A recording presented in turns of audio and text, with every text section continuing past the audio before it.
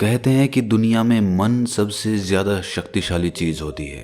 अगर किसी चीज को तुम पूरे मन से चाह लो तो तुम उसे हासिल कर सकते हो। ये मैं नहीं कहता, ये सभी महापुरुषों का कहना है। लेकिन अगर ये सत्य है, ये सच है, तो जो हम अपने मन से चाहते हैं वो हमें हासिल क्यों नहीं होता है? भाई, कोई भी इंसान अपने मन में दुख तो नहीं चाहेगा, लेकिन वो रहता तो दुखी है।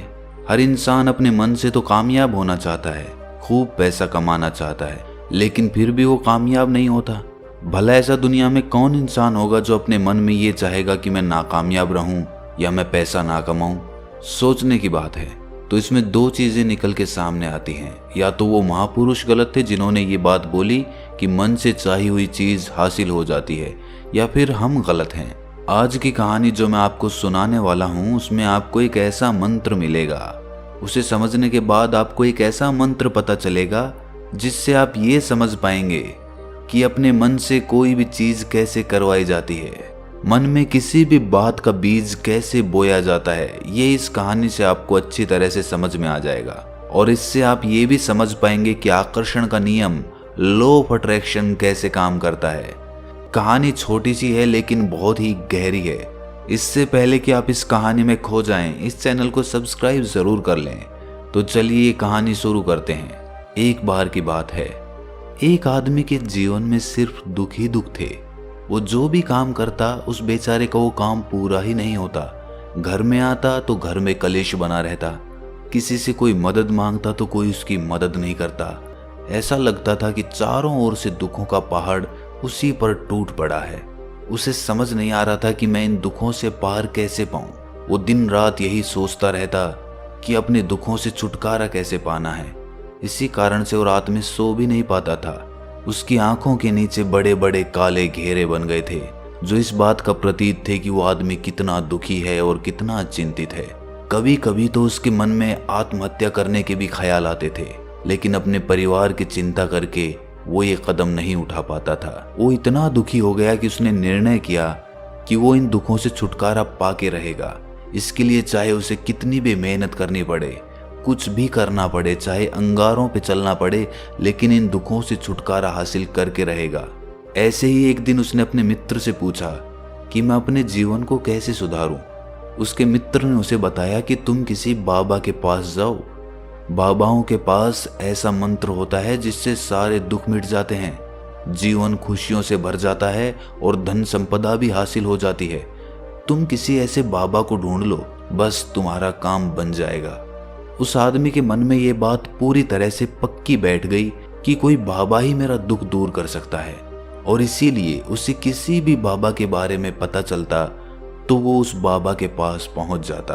वो उस बाबा को अपनी समस्या बताता और उससे उसका समाधान पूछता और कहता कि बाबा, मैं कुछ भी करने के लिए तैयार हूं, लेकिन मेरी इन समस्याओं से मुझे छुटकारा दिला दीजिए। आप जो कहेंगे मैं वो करूंगा, लेकिन मेरे जीवन को सुधार दीजिए। बाबा उसे कुछ टोने टोट के बता देते थे करने के लिए, और बदले में दान दक्षिणा ले लेते थे कि ये टोना टोटका करने के बाद तुम्हारे घर में सुख शांति बनी रहेगी, बस इस टोटके को पूरी विधि के साथ करना। वो आदमी घर लौटकर पूरी विधि के साथ टोने टोटके करने लगा, लेकिन बहुत टोने टोटके करने के बाद भी उसके जीवन में कुछ बदलाव नहीं आया। इसके विपरीत उसका जीवन और ज्यादा दुखी हो गया। जो भी बाबा उसे टोना टोटका देता था वो बदले में उससे दान दक्षिणा लेता था, जिससे उसका धन भी धीरे धीरे खत्म हो रहा था। इससे उसके जीवन में दुख और ज्यादा बढ़ गए। तब उसे लगा कि बाबाओं के पास जाने से तो मेरे जीवन में दुख कम होने की बजाय बढ़ते ही जा रहे हैं, तो मुझे क्या करना चाहिए? बाबाओं के पास जाऊं या ना जाऊं? फिर एक दिन एक आदमी ने उसे बताया कि तुम अपने घर में किसी पंडित को बुलाकर हवन करवा लो। हवन होगा, घर शुद्ध हो जाएगा। कोई भी बुरी ऊर्जा होगी घर में तो वो घर से बाहर चली जाएगी। किसी पंडित को बुलाकर पूरे विधि विधानों से मंत्रोच्चारण कराओ और हवन कराओ, जिससे घर में सुख शांति आए।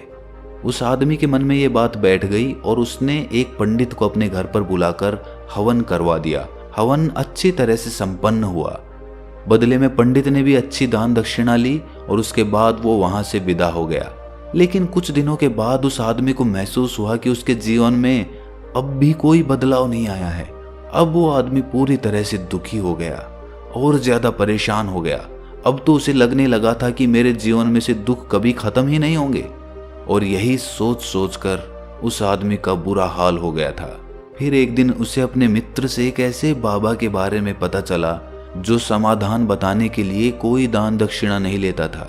उस आदमी को लगा कि ये बाबा दूसरे बाबाओं की तरह नहीं हो सकता, क्योंकि ये दान दक्षिणा तो लेता ही नहीं, और अगर दान दक्षिणा नहीं लेता तो ये सच में कोई सिद्ध बाबा होगा। और यही सोचकर वो उस बाबा के पास पहुंच जाता है। जब वो आदमी वहां पर पहुंचता है तो वो बाबा ध्यान में बैठे हुए थे। ये देखकर वो आदमी वहीं पर चुपचाप बैठकर ध्यान से बाहर आने का उनका इंतजार करने लगा। थोड़ी देर बाद बाबा ने आंखें खोली तो सामने एक दुखी और परेशान युवक को बैठे देखा। वो उसकी आंखों के नीचे काले घेरे देखते ही समझ गया कि ये आदमी अपने जीवन से कितना परेशान है। उसे संबोधित करते हुए बाबा ने पूछा कि बच्चा, क्या चाहते हो? बाबा के पास क्या लेने आए हो? उस आदमी ने कहा कि बाबा, मैं अपने जीवन से बहुत परेशान हूं। मैंने इन दुखों को दूर करने के लिए बहुत सारे रास्ते अपनाए, हर वो तरकीब करके देखी जो किसी बाबा ने मुझे बताई, हर वो काम किया जो किसी भी इंसान ने मुझसे करने को कहा, लेकिन मेरे जीवन में दुखों में कोई कमी नहीं आई। बाबा, इसके विपरीत मेरे जीवन में दुखों में बढ़ोतरी हो गई। मुझे समझ नहीं आ रहा है कि मैं क्या करूं। कभी कभी तो मैं आत्महत्या करने की सोचता हूं, लेकिन अपने परिवार की सोचकर मैं ये कदम नहीं उठा पाता। मैंने आपके बारे में बहुत सुना है बाबा, और मैं बहुत उम्मीद के साथ आपके पास आया हूं। कृपया करके मुझे कोई ऐसा मार्ग बताएं जिससे मुझे अपने दुखों से छुटकारा मिल जाए। मैं अपने दुखों से छुटकारा पाने के लिए कुछ भी करने को तैयार हूं। आप मुझे कोई भी रास्ता बताएं, चाहे वो रास्ता कितना भी कठिन क्यों ना हो, मैं उसको पार करके रहूंगा। बाबा ने महसूस किया कि आदमी तो सच में बहुत परेशान है। बाबा ने उसकी बात सुनकर कहा कि बच्चा, दुखों को दूर करने के लिए मंत्र ऐसे ही नहीं मिलते। मंत्र पाने के लिए कुछ करना पड़ता है। तुम कुछ कर सकते हो? ये सुनकर पहले तो उस आदमी ने सोचा कि ये बाबा भी मुझसे दान दक्षिणा ही मांगेंगे, लेकिन और कोई रास्ता ना पाकर उस आदमी ने कहा कि बाबा, आपको जितनी भी दान दक्षिणा चाहिए मैं देने के लिए तैयार हूं, लेकिन आपका मंत्र सच्चा होना चाहिए, वो पूरा होना चाहिए, उसका फल मुझे मिलना चाहिए। उसके बाद मैं आपको जो भी दान दक्षिणा लेना चाहते हो वो दे दूंगा। बाबा ने कहा कि दान दक्षिणा तो बहुत छोटी सी चीज है, मुझे वो नहीं चाहिए। इस पर वो आदमी सोच विचार करके बोला, तो बाबा, मैं अंगारों पे भी चलने के लिए तैयार हूं, आप मुझे बस आज्ञा दीजिए। बाबा ने कहा कि अंगारों पे चलने वाली छोटी चीज मैं तुमसे नहीं कराने वाला। मैं जो तुमसे कराने वाला हूं वो बहुत कठिन मंत्र है, उसे पूरा कर पाओगे? बाबा ने कहा कि बाबा, आप मुझे बताइए तो सही, मुझे करना क्या होगा, मैं कुछ भी करने को तैयार हूं। इस पर बाबा ने उसे कहा कि यहां से जब तुम अपने घर जाओ तो रास्ते में अपने मन में ये दोहराते जाना कि मैं सुखी हूं, मैं सुखी हूं, मैं सुखी हूं। बार बार अपने मन में यही दोहराना, और याद रहे जुबान पर ये नहीं आना चाहिए, ये सिर्फ मन में दोहराना है। ये सुनकर वो आदमी बोला, बाबा, बस इतनी सी बात, ये तो मैं चुटकी बजा के कर लूंगा, लेकिन इससे होगा क्या?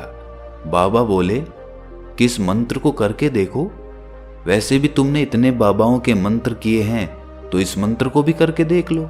उस आदमी ने सोचा कि बाबा कुछ दान दक्षिणा तो ले नहीं रहे और छोटा सा मंत्र है, इसे तो मैं कर ही लूंगा। वो बोला, ठीक है बाबा, मैं ये मंत्र जरूर करूंगा। वो आदमी ये कहकर वहां से उठकर चलने लगा, लेकिन जैसे ही वो चलने लगा, पीछे से बाबा ने बोला कि बच्चा, एक बात याद रखना, जब तुम ये मंत्र अपने मन में दोहराओ तो तुम्हारे मन में बंदर के विचार नहीं आने चाहिए, बंदर का ख्याल भी नहीं आना चाहिए, तो ही ये मंत्र सिद्ध होगा। वो आदमी बोला, मुझे तो आज तक बंदर का कोई विचार नहीं आया, तो अब क्यों आएगा? आप चिंता मत करिए बाबा, मैं बस मन में यही दोहराऊंगा कि मैं सुखी हूं, मैं सुखी हूं। इसके अलावा बंदर का कोई विचार मेरे मन में नहीं आएगा। ये कहकर वो आदमी वहां से चल दिया। वो अपने मन में मैं सुखी हूँ, मैं सुखी हूँ ये दोहराता हुआ थोड़ी दूर ही चला था कि उसके मन में अचानक बंदर का ख्याल आ गया। बंदर का ख्याल एक बार आया और चला भी गया, लेकिन उस आदमी ने सोचा कि आज तक तो मुझे बंदर का कोई विचार नहीं आया, ये आज बंदर का विचार क्यों आ गया। और ऐसे करके उसने उस बंदर के विचार को पकड़ लिया। वो ये भूल गया कि मुझे क्या मंत्र दोहराना है और वो बंदर के बारे में सोचने लगा। जब थोड़ी देर बाद उसे फिर से होश आया तो वो फिर से अपना वही मंत्र दोहराने लगा जो बाबा ने उसे बताया था, मैं सुखी हूँ, मैं सुखी हूँ।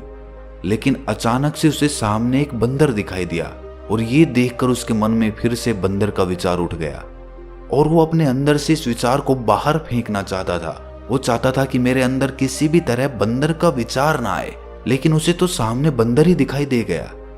ऐसे ही जद्दोजहद करते करते वो घर पे पहुंचा और घर पे पहुंचने के बाद अपनी पत्नी को कहा कि हे बंदरिया, मुझे खाने में बंदर परोस दो।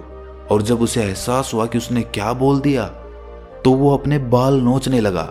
वो दीवारों में सर मारने लगा कि आज तक मुझे बंदर का कोई विचार नहीं आया और आज मुझे ये क्या हो गया है कि मुझे हर जगह बंदर ही बंदर नजर आ रहे हैं, ये कैसी माया है। यही सोच सोच कर वो आदमी रात भर सो नहीं पाया। रात भर करवटें बदलता रहा और सुबह उठकर सीधे उसी बाबा के पास पहुंच गया और उसके चरणों में गिरकर कहा कि बाबा, पता नहीं क्या चमत्कार हो रहा है, आज तक मुझे बंदर का कोई विचार नहीं आया, लेकिन कल से जब से आपने मुझसे कहा कि बंदर का विचार नहीं आना चाहिए, तब से मुझे हर जगह बंदर ही बंदर नजर आ रहे हैं। उस आदमी ने कहा कि बाबा, मुझे तो आपके पीछे पेड़ पर बैठा हुआ बंदर भी केले खाता हुआ दिखाई दे रहा है, ये हो क्या रहा है बाबा। ये सुनकर बाबा हंसने लगे। बच्चा, मन का जाल एक ऐसा जाल है जिसे समझ पाना इतना आसान नहीं है। बंदर तो तुम्हारे रास्ते में पहले भी आते थे। जब तुम मेरे पास आए थे तो इन्हीं पेड़ों पे ये बंदर घूम रहे थे, लेकिन तब तुम्हारे ध्यान में ये बंदर नहीं था, तब तुम्हारे ध्यान में सिर्फ अपने दुख थे। इसके बाद बाबा ने उसे बताया कि बच्चा, हम जिस चीज से भी दूर भागना चाहते हैं वही चीज हमारे मन में बहुत गहरे में प्रविष्ट हो जाती है, वो हमारे अंतर मन में समा जाती है। असल में हम जिस चीज से भी छुटकारा पाना चाहते हैं उससे छुटकारा इसीलिए पाना चाहते हैं कि वो हमारे साथ बहुत गहरे से जुड़ी हुई है, और हम जितना ही उससे छुटकारा पाना चाहते हैं वो उतनी ही गहरी हमारे मन में बैठती चली जाती है और आखिरकार वो हमारे अंतर मन में छा जाती है।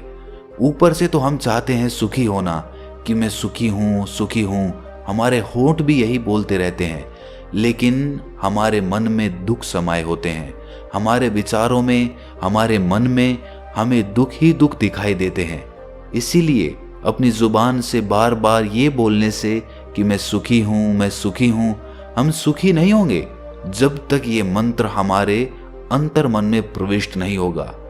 इस पर उस आदमी ने पूछा कि बाबा, लेकिन ये मंत्र हमारे अंतर मन में प्रविष्ट कैसे होगा। ये सुनकर बाबा ने कहा कि बच्चा, अपने दुखों से लड़ना बंद कर दो। जब तक तुम अपने दुखों को दूर करने की सोचते रहोगे तब तक वो दुख तुमसे चिपके रहेंगे, तब तक वो दुख तुम्हारे अंतर मन पर अपना राज जमाए बैठे रहेंगे। और जिस दिन तुम उन दुखों के बारे में सोचना ही छोड़ दोगे, उन दुखों से छुटकारा ही नहीं पाना चाहोगे, उसी दिन से तुम्हारी जिंदगी से दुख गायब हो जाएंगे। क्योंकि किसी भी चीज से छुटकारा पाने के लिए हमें उस चीज के बारे में सोचना पड़ता है, और हम जितना ही उस चीज के बारे में सोचते हैं वो उतनी ही गहरी हमारे मन में प्रविष्ट होती चली जाती है। हम अधिकतर समय दुखों के बारे में ही सोचते हैं। हम यही सोचते हैं कि हमारे जीवन में दुख है और हमें इससे छुटकारा पाना है। इसी वजह से बार बार सोचने से वो दुख हमारे अंतर मन में प्रविष्ट हो जाते हैं और हमें एहसास भी नहीं होता। इसीलिए अगर तुम दुखों से छुटकारा पाना चाहते हो तो दुखों से छुटकारा पाने के बारे में सोचना छोड़ दो। तुम्हें दुखों से छुटकारा मिल जाएगा। अक्सर आदमी धूम्रपान छोड़ना चाहता है, शराब छोड़ना चाहता है, सुबह अपने आप से ये वादा करता है कि मैं कोई भी गलत काम नहीं करूंगा, लेकिन शाम को जब लौटता है तो नशे में चूर होकर लौटता है। ऐसा क्यों होता है कि जो हम सोच रहे हैं वो पूरा कर ही नहीं पा रहे हैं? असल में हम उस चीज को बहुत ज्यादा तवज्जो दे रहे हैं, उस चीज को बहुत ज्यादा अहमियत दे रहे हैं। जब भी हम उस चीज को छोड़ने के बारे में सोचते हैं तो हम उसकी इम्पोर्टेंस यानी कि विशेषता और ज्यादा बढ़ा देते हैं। हमारा मन उस चीज के बारे में जितना ज्यादा सोचेगा, शराब या धूम्रपान छोड़ने के बारे में जितना ज्यादा सोचेगा, हमारा मन उतना ही उस चीज के पीछे ज्यादा भागेगा। हमें उस चीज से लड़ना नहीं है, बल्कि बिना सोचे गुजर जाना है। और अगर इस मंत्र को हम समझ लेते हैं तो हम अपने जीवन में जो भी पाना चाहते हैं उसे अपने अंतर्मन में डाल सकते हैं। और एक बार वो लक्ष्य हमारे अंतर्मन में बैठ जाता है तो फिर सफलता पाने में कोई समस्या नहीं आती, कोई दिक्कत नहीं आती। तो दोस्तों, कैसी लगी आपको ये कहानी कमेंट सेक्शन में ज़रूर बताएं, और अच्छी लगी तो इस चैनल को सब्सक्राइब करना ना भूलें। तो मिलते हैं अगली कहानी में, तब तक के लिए अपना ख्याल रखें।